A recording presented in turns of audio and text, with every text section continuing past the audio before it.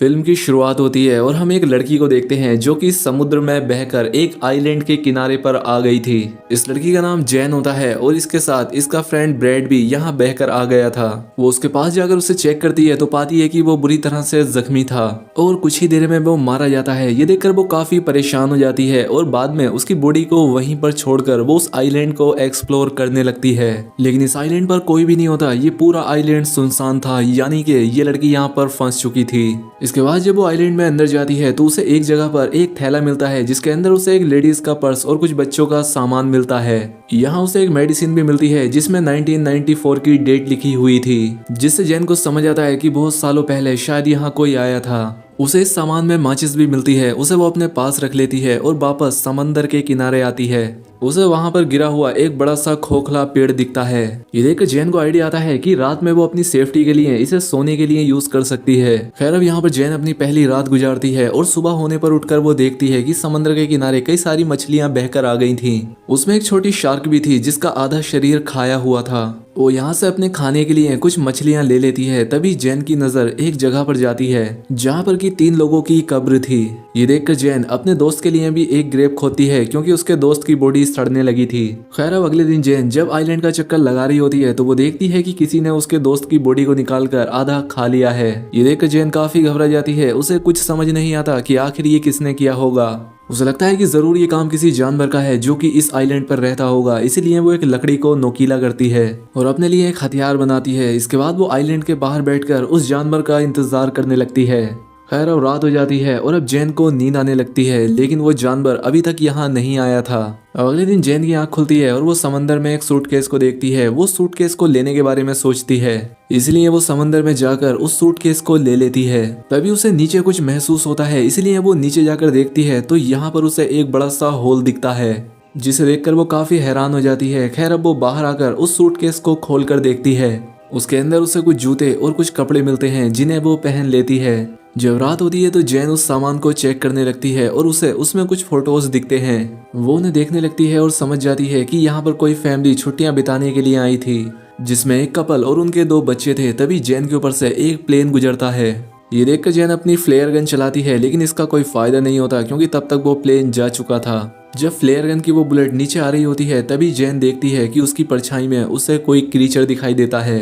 ये देखकर वो काफी घबरा जाती है और आइलैंड की तरफ भागने लगती है और एक जगह पर जाकर छिप जाती है। वो क्रीचर यहाँ आकर जैन को ढूंढने लगता है। इससे जैन और भी डर जाती है और आज की रात इसी तरह से बीत जाती है। अब अगली सुबह जैन फिर से उन्हीं फोटोज को देख रही होती है और वो एक फोटो में 2 चमकती हुई आंखों को नोटिस करती है, जिससे वो समझ जाती है कि ये वही क्रीचर है जिसे मैंने कल देखा था और शायद इसी ने इस फैमिली को मारा होगा। ये देखकर जैन और भी ज्यादा डर जाती है और अब वो किसी भी तरह से इस आइलैंड से निकलना चाहती थी। अब इसके बाद वो सूटकेस को खोलती है और उसमें अपनी लाइफ जैकेट डालती है ताकि उसके सहारे वो तैरकर यहाँ से बाहर निकल जाए। इसके बाद वो सूटकेस में बैठकर यहाँ से निकलने की कोशिश करती है, लेकिन वो सूटकेस पलट जाता है। अब उसका ये प्लान फेल हो चुका था, इसलिए वो वापस उसी आइलैंड पर आ जाती है। लेकिन अब उसे उस क्रीचर से बचने के लिए कोई सेफ जगह चाहिए थी, इसीलिए उसे वो गिरा हुआ पेड़ दिखता है। क्योंकि उसमें एक बड़ा सा होल था, इसीलिए वो आज रात उसी में सोने का डिसाइड करती है। खैर अब जब रात होती है तो वो क्रीचर फिर से यहाँ आता है और उसे ये भी पता लग जाता है कि जैन उस पेड़ के होल में छिपी हुई है। इसीलिए वो क्रीचर उस पेड़ को तोड़ने की कोशिश करता है, लेकिन वो ऐसा नहीं कर पाता और थक हार कर वापस चला जाता है। अगली सुबह जैन उस पेड़ से बाहर निकलती है और देखती है कि उस क्रीचर ने कल रात इस पेड़ पर कई वार किए थे, जिससे वो काफी डैमेज हो गया था। इसके बाद वो उससे बचने के लिए एक नया प्लान बनाती है।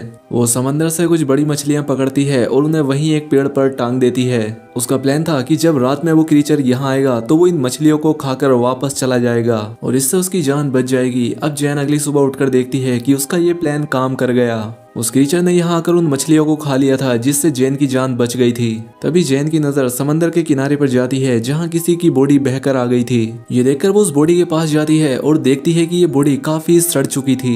ये देखकर उसके मन में एक आइडिया आता है और वो इस बॉडी को भी वहीं पेड़ पर लटका देती है ताकि वो क्रीचर उस बॉडी को ही आकर खाए और चला जाए। अब उसके लिए यहाँ सरवाइव करना काफी मुश्किल हो गया था। आज रात के लिए उसने यहाँ पर एक गड्ढा बनाया था जिसमें जाकर वो छिप जाती है और उस क्रीचर के आने का इंतजार करती है। जब जब रात होती है तो वो क्रीचर यहाँ आता है और जैन पहली बार उस क्रीचर को देखती है। वो उस क्रीचर को देखकर काफी डर जाती है क्योंकि वो काफी खौफनाक था। अब वो यहाँ आकर उस बॉडी को खा जाता है। तभी जैन को अपने पास से कुछ आवाजें आती हैं और जैसे ही वो देखती है तो उसे वहाँ उस क्रीचर के पैर दिखाई देते हैं। ये देखकर वो और भी ज्यादा घबरा जाती है, लेकिन किसी तरह से खुद को कंट्रोल करती है। अब अगली सुबह जब जैन उठती है तो वो अपने लिए एक सेफ जगह चाहती थी। अब क्योंकि उसने उस क्रीचर की हाइट देख ली थी, इसीलिए वो अपने लिए पेड़ के ऊपर एक झूला तैयार करती है ताकि वो क्रीचर उस तक ना पहुंच सके। इसके बाद वो उस झूले में जाकर बैठ जाती है। खैर अब जब रात होती है तो वो क्रीचर फिर से यहाँ आता है और उसे यहाँ जैन के होने का एहसास हो जाता है। इसलिए वो उस झूले वाले पेड़ को जोर जोर से हिलाने लगता है, जिससे वो झूला टूट जाता है और जैन नीचे गिर जाती है। अब वो क्रीचर जैन का पीछा करने लगता है और जैन अपनी जान बचाकर भागने लगती है। तभी जैन देखती है कि वो क्रीचर जमीन से ज्यादा तेज पानी में दौड़ रहा है और वो पल भर में उसके सामने आकर खड़ा हो जाता है। लेकिन जैन अपने उस लकड़ी के औजार को उस क्रीचर के पेट में घुसा देती है। वो क्रीचर जैन को उठाकर पानी में फेंक देता है और जैन खुद को किसी तरह से संभालती है। जैन देखती है कि वो क्रीचर यहाँ से जा चुका है और अब वो पानी से बाहर आ जाती है और वहीं एक पेड़ पर जाकर छिप जाती है। अगली सुबह जब जैन उठती है कि उसका पैर काफी जख्मी हो चुका था, इसलिए वो खुद को साफ करने के लिए समंदर में जाती है। जब वो यहाँ नहा रही थी तभी उसकी नजर दूर एक राफ्ट पर जाती है जिसमें उसके दो दोस्त थे जो कि किसी तरह से सरवाइव करके यहाँ आ गए थे। उनका नाम लूकस और मिया होता है। इन्हें देखकर जैन काफी खुश होती है। अब ये जैन के पास आकर बैठ जाते हैं और जैन उन्हें खाने के लिए कुछ मछलियां देती है। वो यहाँ पर इन्हें उस क्रीचर के बारे में बताती है। वो कहती है कि हमें जल्द से जल्द यहाँ से निकलना होगा क्योंकि मैं यहाँ पिछले 7 दिनों से फंसी हुई हूँ। लेकिन लूकस और मिया उसकी बातों पर विश्वास नहीं करते। उन्हें लगता है ये झूठ बोल रही है। वो कहते हैं कि हम पिछले 5 दिनों से समंदर में भटक रहे थे और अब जाकर हमें ये आइलैंड मिला है। ये दोनों यहाँ से नहीं जाना चाहते थे। अब जैन उन्हें वो तस्वीरें भी दिखाती है जिनमें वो क्रीचर साफ दिखाई दे रहा था, लेकिन फिर भी वो दोनों यहाँ से नहीं जाना चाहते थे। जैन समझ जाती है कि ये उसकी बात नहीं मानेंगे। अब इसीलिए वो इनसे छिपकर इनकी राफ्ट लेकर यहाँ से भागने का प्लान बनाती है। वो उनकी राफ्ट लेकर यहाँ से निकलने की कोशिश करती है, लेकिन वो दोनों इसे पकड़ लेते हैं। मिया जैन पर अटैक कर देती है जिससे वो बेहोश हो जाती है। जब उसकी आंख खुलती है तो वो खुद को बंधा हुआ पाती है और अब रात हो चुकी थी। इसीलिए वो लूकस को मनाकर उसे खोलने के लिए कहती है, लेकिन लूकस और मिया उसकी कोई बात नहीं सुनते। इसके बाद मिया उस आइलैंड पर घूमने के लिए जाती है और लूकस वहीं जैन के पास रुकता है। इधर जब मिया वॉक कर रही थी तो वो क्रीचर पानी से निकलकर उस पर अटैक कर देता है। उसकी आवाज सुनकर लूकस तुरंत वहां पर जाता है, लेकिन वो क्रीचर मिया को पानी में खींचकर ले जाता है और उसे मार देता है। ये देखकर लूकस बहुत डर जाता है। वो डर कर एक पेड़ पर चढ़ जाता है। अब सुबह हो जाती है, लेकिन लूकस उस पेड़ से नीचे नहीं आता। अब उसे जैन की बात समझ आ चुकी थी। जैन उससे कहती है कि देखो वो क्रीचर सिर्फ रात में आता है, वो दिन में बाहर नहीं निकलता।